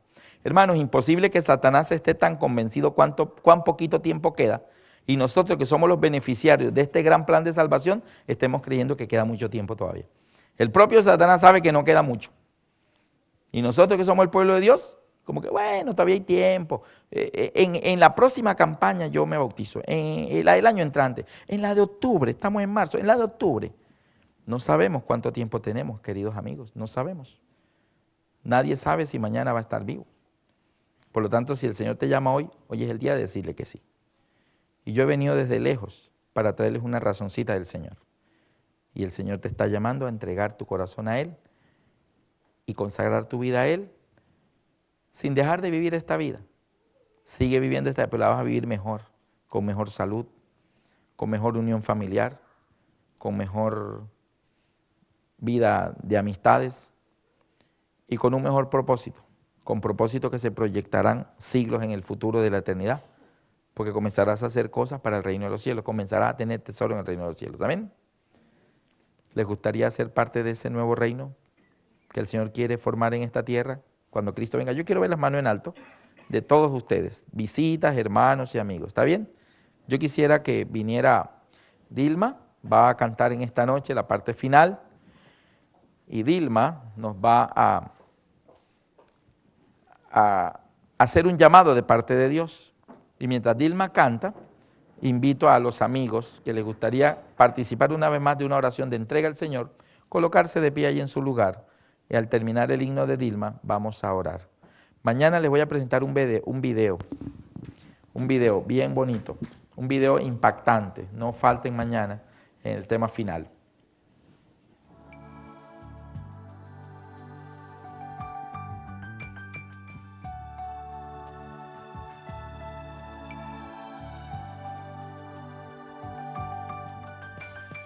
Tú que te sientes pequeño, dirige tus ojos a Dios. No dejes que las sombras te envuelvan. Entrega tu vida a Jesús.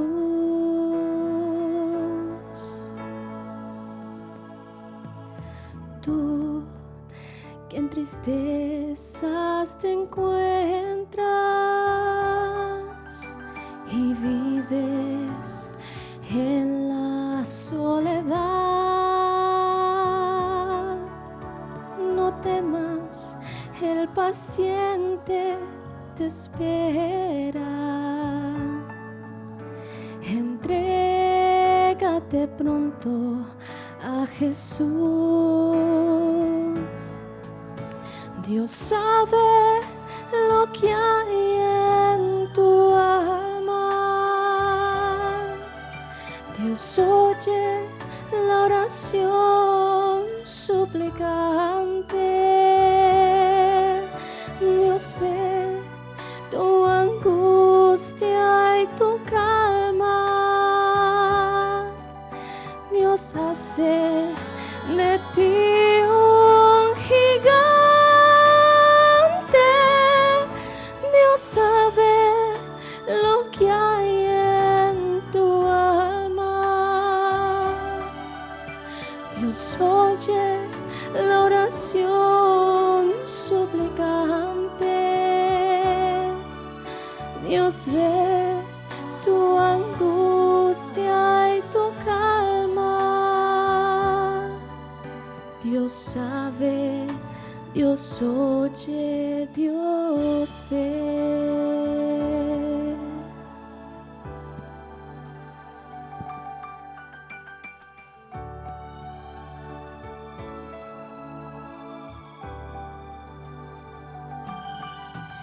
Si la vida destruyó tus castillos, que en sueño tú solo construiste, no dejes por vencidos tus planes. Entrégalos todos a Jesús. Dios sabe lo que hay en tu alma. Dios oye la oración suplicante. Dios ve tu angustia y tu calma. Dios hace de ti un gigante. Dios sabe lo que hay en tu alma. Dios oye la oración suplicante. Dios ve tu angustia y tu calma. Dios sabe, Dios oye, Dios ve. Dios sabe, Dios oye, Dios ve.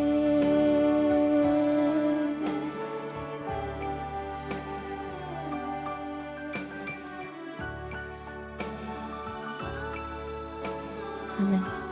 Pensamientos no son los pensamientos de él. José oraba solo por salir de la cárcel, pero Dios se planeaba algo mejor con él. Dios lo iba a poner era en el puesto más alto que cualquier otro egipcio podía llegar, y era estar junto al faraón y gobernar el país. Daniel fue lo mismo. Y estos hombres clamaban sabiduría a Dios y clamaban la dirección de Dios. Yo quisiera ver de pie a los amigos que les gustaría pedir a Dios en esta noche: Señor, muéstrame qué debo hacer. Dame sabiduría para conocer el camino que debo seguir. No el camino de una religión, el camino de la salvación. Amén. Lo de las religiones se lo inventó Satanás para que los seres humanos estemos divididos. Pero Jesús dijo: Padre, te ruego que sean uno, como tú y yo somos uno. Un solo pueblo, una sola fe, un solo bautismo, un espíritu, una salvación. Y yo voy a orar ahora por las personas que quieran venir aquí adelante a decirle: Señor, yo quiero pedirte que me enseñes qué debo hacer. Y créeme que Dios te lo va a mostrar. Tal vez yo ya me haya ido. Tal vez ya Alberto Lascarro ya haya ido a Queensland, o tal vez ya haya ido a Colombia, y Dios se queda aquí mostrándote qué Dios quiere que tú hagas. Entonces yo quiero verles aquí adelante, los que quieren pedir a Dios sabiduría: Señor, ¿qué tú crees que yo debo hacer? Inclusive nos acompañan personas que ya conocen a Jesús y asisten a otros grupos religiosos. Pero también a ellos les digo, ¿tú crees que debes pedirle a Dios, Señor, qué debo hacer? Porque creo que esta semana has aprendido cosas que no sabías. Y cuando uno aprende cosas que no sabe, la vida ya no queda igual. Y Dios espera de nosotros una respuesta. ¿Seguiré igual o mi vida cambiará? Entonces el llamado es, ¿te gustaría pedir al Señor, Señor, muéstrame qué debo hacer? No es Alberto Lascaro que te está diciendo qué debes hacer. Es Dios el que te va a mostrar qué debes hacer. ¿Está bien? Yo les invito aquí adelante para orar con ustedes, los amigos que nos acompañan en esta noche. Vamos a orar por todos aquellos que quieren decirle esta noche, Señor, muéstrame qué debo hacer. Yo un día hice una oración así y yo me imaginaba el camino como un laberinto así que yo no encontraba cómo llegar. Todas las religiones dicen tener la verdad, todas son la verdadera. Señor, y yo un día a las 6 de la tarde, tenía 18 años, regresé de una reunión espiritual de un grupo llamado Alfa y Omega. Y yo me arrodillé mirando al cielo por la ventana y dije, Señor, esto es un laberinto, una cosa así toda enredada. Pero tú me puedes guiar por ese laberinto hasta el conocimiento de la verdad. Y créeme que Dios ha contestado esa oración pasando el tiempo. ¿Hay alguien más que quiera venir aquí hasta adelante con este grupo? Bueno, entonces le pido a todos ustedes que también nos acompañen allí donde están, colocándose de pie y vamos a terminar con una palabra de oración.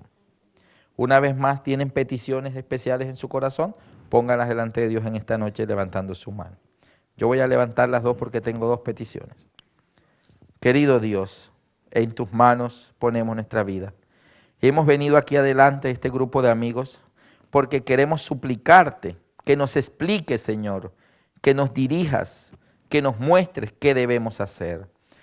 Encontrar la verdad en estos tiempos es difícil, porque hay tantas luces a nuestro alrededor, mostrándonos como si fuera el camino de la verdad. Pero, Señor, en esta noche la luz que queremos que nos guíe es la luz de tu Espíritu Santo. No el conocimiento y sabiduría de otros hombres, sino que tu Espíritu Santo brille en la mente de cada uno de nuestros amigos que ha venido aquí adelante, para pedirte a ti sabiduría. Señor, ¿qué tú quieres que hagamos? ¿Dónde quieres que vayamos? ¿Qué tú quieres, Señor, que yo haga en este mismo momento para encontrar esa verdad plena y total? Querido Dios, estas manos levantadas lo que muestran son peticiones del corazón. Tú conoces cada petición. Las traemos a tus pies, Señor, implorando que tú las suplas con tu poder, porque solamente en ti podemos encontrar la respuesta acertada a los anhelos de nuestro corazón. Aquí venimos, Señor, suplicándote que tú, oh Dios, resuelvas esas situaciones difíciles que hoy nuestras manos te están señalando. Rogamos por toda nuestra hermandad que también se ha colocado de pie, para que tu Espíritu Santo siga guiándolos y haga de cada uno de nosotros un instrumento por medio del cual podamos ser canales para que tu palabra llegue a tantas personas como sea posible. Señor, tu venida está cerca, estamos viviendo en los días de estos reyes, cuando el Dios del cielo levantará ese nuevo reino al cual Daniel eligió pertenecer. Ahora, oh Dios, nosotros aquí venimos también delante de ti, también proponiendo en nuestro corazón serte fiel y caminar en esa dirección que tú señalas en el corazón de cada uno de nosotros. Haz un cambio en nuestras vidas, oh Dios. Haz que más que miembros de iglesia, seamos hijos e hijas de Dios. Borra nuestros pecados con la sangre que tu Hijo Jesús derramó en la cruz. Lo pedimos en el nombre de tu Hijo Jesús. Amén.